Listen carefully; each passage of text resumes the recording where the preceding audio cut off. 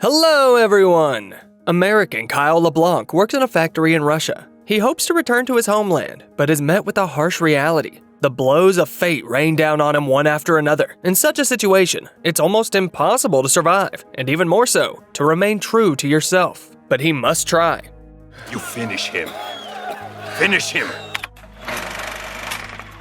In the pouring rain, a giant in a mask is fighting his opponent. He lifts the man above his head and throws him, celebrating victory. The guards run up to him and drag him to the ground with a collar on a stick, like a dog. At this time, another prisoner is finishing a page in his diary. He reflects that the world is an extremely cruel place where everyone wears a different mask. Afterwards, he attacks his sleeping cellmate. The man strangles him and rips his teeth out with pliers. At dawn, the corpses are removed and dumped into an unmarked grave. Kavi prison is a harsh place. And in a nearby town, an American, Kyle LeBlanc, works at a factory. He came here with his wife, who is unhappy with the long business trip. Gray would like to return home soon and go to the beach. Kyle is returning from his shift and calls his wife. She apologizes for being selfish, but the husband understands her wishes. The woman has absolutely no friends here. At that moment, the electricity in the house goes out, and a mysterious figure appears outside the window. The criminal sneaks inside while Gray is looking for a way to get the lights back on. She calls her husband again, but the villain attacks her and begins beating her. Kyle hears the screams and hits the gas. He calls the police, but they don't speak English. At this point, the intruder pulls out a knife. Gray continues to fight back desperately, and for this, gets stabbed. Her eyes go blank. The husband runs into the house, where he finds only the breathless body of his wife. He covers Gray's body and cries. Suddenly, he's hit over the head with the vase. The scumbag is still there and tries to escape. Kyle quickly comes to his senses and rushes in pursuit. He catches up with the streetcar and jumps inside. A fight ensues, in which he strips his opponent of his knife and throws him into the street, smashing him through the glass. Kyle jumps after him, but gets run over by a motorcyclist with a broken arm. He's arrested by the cops while the killer escapes. Later, they eventually find the criminal and charge him with murder. The judge reads the verdict, acquitted due to lack of evidence. Kyle can't believe his ears, and his lawyer explains what's going on. His family has a lot of money. They bought the judge. I'm sorry. At the end, the scoundrel Kavi provokes the American by smacking his lips. Beside himself with anger, Kyle runs after the killer, snatches a gun from a guard, and shoots Kavi right in the courthouse. For this, the man is sentenced to life in prison without parole. Kyle will be serving his sentence in the prison known as Kavi. The local old-timers watch the newcomers with great curiosity. They're particularly interested in Billy Cooper. The young American is only 21. The warden, General Khrushchev, comes out to the new arrivals. He demands to bring the guy with the shot knee in front of them. The prisoner tried to escape, but was easily caught, and now his screams will serve as an example for the others. Afterwards, everyone is brought inside and forced to undress. All personal belongings must be put in a basket and handed over. Lieutenant Tolik notices Kyle's wedding ring and demands that he take it off. The American doesn't want to part with the memory of his wife and gets hit with a baton for that. Kyle falls and screams in pain, and Tolik removes the ring by force. The only thing that is saved is a small picture of Gray. Then, everyone's hair is cut to an acceptable length. The prisoners wash themselves, and a roll call takes place. Kyle notices that Tolik has taken the ring for himself and is demonstratively wearing it on his finger. The guy suppresses his indignation and pulls out the photograph of Gray, remembering their carefree and happy days together, swimming in a pool under the hot Louisiana sun. It seems like it was just yesterday. Maybe her death and this prison are just a bad dream. If so, this nightmare is only beginning. After lights out, Tolik and his subordinates return to the cell and take Billy with them. Another prisoner named Andre is accompanying them as well. He has connections and influences in the prison, and for money, he can get anything he wants. This time, he needs a young guy to have some one-on-one fun with. Everyone hears screams coming from a nearby cell, but nobody asks questions. A deafening siren announces the start of a new day. Kyle washes his face and walks out for a lineup. He shivers at the sight of the beaten and humiliated Billy. Andre notices this and provokes Kyle by smacking his lips in the same manner as his wife's killer. The American loses control of himself again and attacks the scoundrel. They fight, but Tolik quickly intervenes and pulls Kyle away. As a punishment, he's thrown into a solitary confinement cell with a malfunctioning sewage system. Stinking sludge drips directly onto the floor, and there are traces of the previous guest's blood on the wall. Now Kyle's mind flashes back to the terrible memories of the day Gray was murdered. The man lies down on a stone bench and refuses to eat anything. He's lost everything, and his life is over. He decides not to prolong the senseless suffering and wraps his shirt around his neck. When this method doesn't work, Kyle smashes his head against the wall. He begins to hallucinate. He hears Gray screaming in pain, louder and louder. The man slumps down from his powerlessness. Suddenly, a moth flies into the broken skylight. Kyle remembers his wife asking him not to kill and to let go the exact same insect that had flown into their house. She told him a legend that people turn into butterflies when they die. What if I was gone, huh? You'll be in here forever. Afterward, Gray lovingly placed his hand on her heart. The man is distracted from his daydreams by a cry of despair from the adjacent cell. Kyle pounds on the poor fellow's wall. He understands him completely. They're in a living hell. The guards arrive and silence the prisoner. Only a moth with its graceful wings escapes the hopeless darkness and dread. It lands on the plate of food again and again, as if inviting Kyle not to give up hope and to continue living. The prisoner decides Gray is sending him a sign and picks up the spoon. Once his punishment is over, Kyle is transferred to a cell with a prisoner nicknamed Inmate 451. Tolik warns him that he has already killed several of his cellmates. In case Kyle wants to change his place of residence, they can negotiate a deal. The American doesn't want to play by other people's rules just yet and goes inside. His neighbor doesn't say a word, continuing to write something in his diary under the candlelight. The night passes without incidents. In the morning, prisoner labor is used to build a railroad. On his lunch break, Kyle almost passes out from exhaustion. He's kicked awake and forced to continue working. A few days later, his deceased wife's brother visits him and tells him that the woman has been buried in her hometown. Like you asked me. Found a place close to the water, surrounded by trees. He advises Kyle to pay the guards, as it's the only way to survive here. The man seriously considers this suggestion. Later in the prison yard, Andre tries to throw a ball at Kyle, but it hits inmates from another gang. The situation heats up, but Tolik intervenes and suggests that they resolve the conflict at Sparka, the local one-on-one fights. Kyle backs away and meets Billy. The guy tells him that he was traveling through Russia by car and met a girl. They had a drink and she drove his car into a restaurant. The American was sentenced to 1.5 years in prison. They're joined by a man in a wheelchair named Malachi. He's read about Kyle in the newspaper and has a lot of respect for what he did. The man has been here for years and explains the local customs. Andre is a member of the Russian Mafia, which is headed by Bolt. Together with the guards, they essentially rule the entire prison.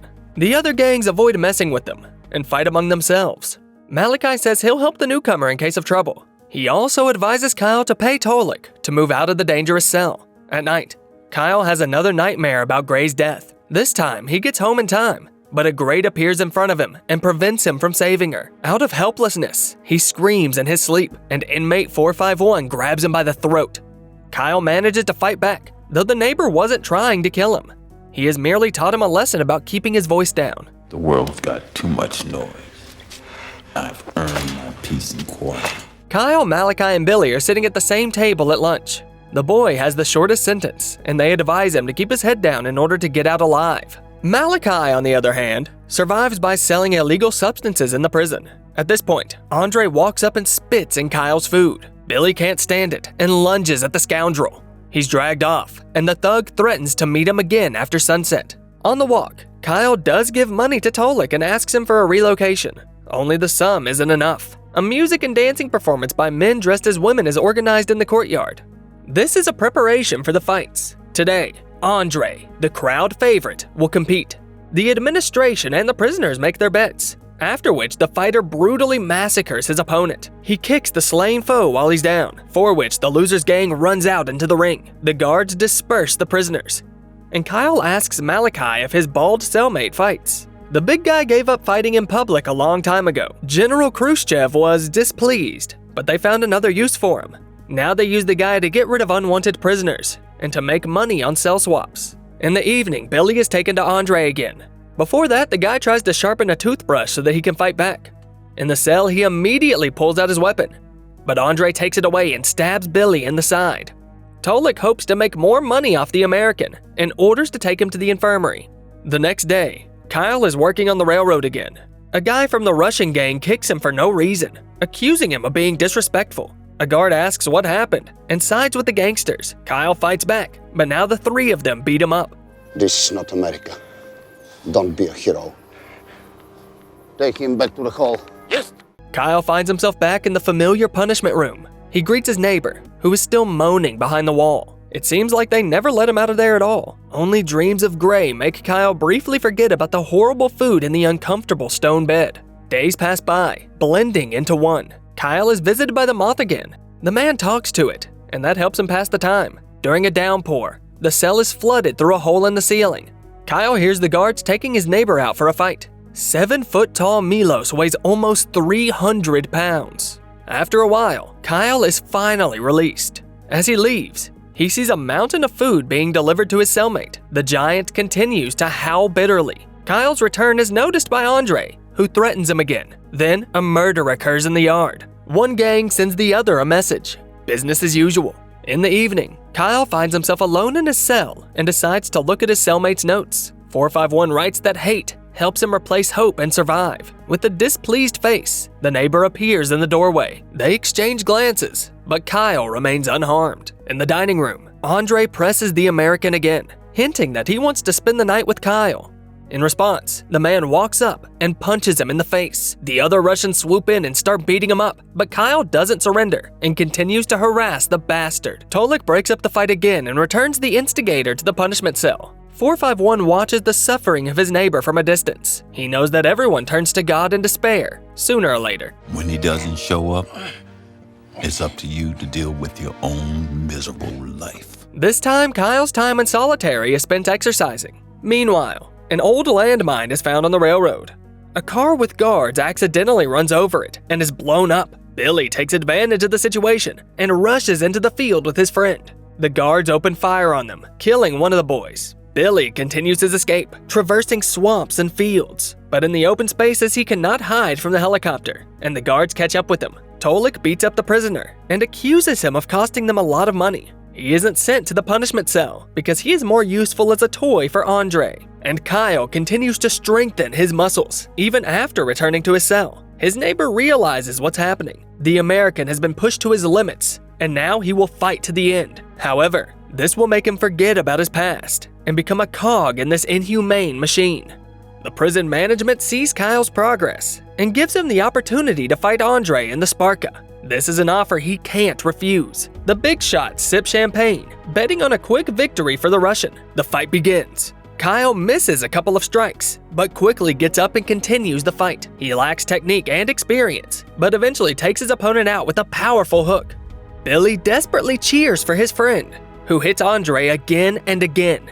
In a rage, the latter jumps up and sends Kyle into a knockdown, proceeding to beat him on the ground. The American is having a hard time recovering, so his opponent taunts him. But at the last moment, the man manages to knock Andre to the ground and sink his teeth into his neck. The warden Khrushchev orders to stop the fight, but it's too late. Andre bleeds out and dies. Kyle, in a fit of madness, lets out a victory cry. His cellmate doesn't welcome this new side of the man, warning that the sweetness of victory will quickly wear off. But Kyle continues to go into the arena, becoming the new betting favorite. Wardens of other jails bring in their fighters to compete. Killing his opponent has become a regular occurrence for Kyle. The inmates are afraid of antagonizing him and rejoice in his victories. When you bend to play their game, you are losing. Malachi and Billy are also concerned about the cruelty they see in their friend. The cellmate asks Kyle if he realizes what he is turning into. The man has nothing to say. He doesn't care what anyone thinks of him. Soon Gray's brother arrives from America again. He's trying to do everything to get Kyle returned to his homeland, but the man no longer wants this. He asks not to get his hopes up with empty promises and forget about his existence. Billy is planning to escape during celebrations of a national holiday. Kyle warns him of the consequences, but the guy can't stand the terrible situation any longer. Malachi helps him organize the escape. Afterwards, a new inmate, Valya, comes to meet the local fighting favorite. He clearly wants to avenge Andre, but Bolt stops him from acting rashly. While Khrushchev is making a solemn speech, Billy tries to sneak out, but he gets spotted outside and the guards bring him to Tolik. The lieutenant beats him and says that the guy will never get out of prison and will keep earning him money. It's revealed that Malachi has turned in his friend in exchange for medicine for himself. 451 notes this betrayal, and Billy is handed over to Valya so the man can torture him. The boy resists and spits in the bastard's face, fighting to the end. In the morning, he is found dead in a pool of blood. Kyle is allowed to say a final goodbye to his friend. Don't let them turn you into something you're not. After these words, Billy dies. His body is buried in an unmarked grave. His torment is over. Kyle's next fight is scheduled against that same Valya. He's been transferred from another prison for the big show, but Kyle won't continue playing other people's games. He sits on the ground and refuses to fight. Valya beats him anyway, but the man's will can no longer be broken. Tolik takes the American away, promising severe punishment. He is handcuffed to a pole outside, where he spends day after day in cold, heat, and hunger. The only way out is to surrender and agree to enter the arena again. Meanwhile, 451 buys some kerosene from Malachi. He then pours it directly on the traitor and takes out matches. The disabled man justifies what he's done by saying that he couldn't survive without the medicine, but his words solve nothing. Malachi's body is engulfed in flames. After taking revenge, 451 recalls his childhood. At school, he was bullied for his speech impediment. His school teacher was the only one who supported the boy. They became close, and the man abused the kid. For this, he also went down in flames, along with his betrayal and filth. 451 is sent to the solitary confinement cell, while the other prisoners are surprised by Kyle's willpower. Some think he's a fool, but eventually all the small gangs decide to bury the hatchet for a common cause. They make peace among themselves and refuse to put their guys in the ring. Tolik demands that Bolt bring him Valya. That is suicide. The other gangs are united. We cannot fight them all. The guards don't know what to do anymore because they can't punish everyone at once. Kyle is visited by the Moth again, and he sees Gray's spirit in front of him. She didn't show up before because the man had lost himself for a while. Now he's on the right track. Khrushchev and Tolik are trying to solve the problem in order to continue earning money. They decide not to kill Kyle because that would make him a hero in the eyes of other prisoners. Instead, they are going to deprive him of his status. The American is transferred to the infirmary, where he sees Gray again. She's happy to have the old Kyle back with her. I miss you. Nobody's ever gone, as long as there's someone to remember them. As soon as the man recovers, he's transferred to the punishment cell again. There, as usual, he greets his fellow inmate with a bang on the wall. But by evening, guards come for Kyle and take him to the main corridor of the prison. The prisoners watch through the bars as Khrushchev talks about the blatant disobedience within the walls of his institution. Kyle has one more fight to do, and it will happen regardless. Milos is brought out against him in a collar. The masked giant rushes forward and attacks the American. The latter tries to escape, but the man's huge hands grab him and start throwing him from side to side. The giant tries to strangle the man, but he hits the nearest cell door, and Milos recognizes the familiar sound. He immediately lets go of Kyle and realizes that this is his only friend. The giant can't speak, so he apologizes by patting his comrade's head. Tolik grabs the gun and demands that the fight continue. Kyle declares that he's willing to die, but he will no longer comply. Milos lunges at the guards, for which he receives several bullets. Kyle also joins the fight to the cheering shouts of the other prisoners. In a rage, they tear the doors off their hinges and start a riot. Kyle takes the dying Milos' hand as he takes his last breath. The man covers the giant's body with his jacket as a sign of respect. Meanwhile, the prisoners make their way outside but are met with gunfire and tear gas. Together with 451, Kyle finds a hiding place from the carnage. He must escape from this place. I became a beast. I lost myself. I lost her too. The cellmate offers to help. They return to their cell where he has a stash of records of all the crimes committed by the administration and inmate deaths over the past 20 years. To escape, Kyle will have to agree to one more fight. After that, they are going to take him to a field to kill him. That's when he'll have his chance. 7 men and 1 guard die on the night of the riot. For the next 2 weeks, no one is allowed out of their cells. Khrushchev approves the Americans' last fight. After that, they won't need him anymore. Kyle enters the arena against Valya. The giant Russian beats him up brutally but receives some strikes in return. Despite the difference in weight classes, Kyle takes the man in a painful hold and breaks his opponent's arm. Valya then pulls out a knife stashed in the sole of his shoe and tries to slash the man. Kyle grabs his opponent's arm and directs it at Bolt's stomach. The Russian mobster bleeds out, while Valya gets knocked out from hitting his head on a pole. The guards take Kyle away while his cellmate quietly carries out his plan. He sneaks into the garage where they lead the American. Together they knock out the guards, and Kyle threatens Tolik with a gun. He forces him to remove his handcuffs and return his wedding ring. Afterward, he drops a car on the scoundrel, taking Tolik's life. 451 escorts Kyle to the general's car and gives him a security guard's uniform. The man invites the cellmate to come with him. You're coming with me, right? No, this is my home. You got your part, I got mine.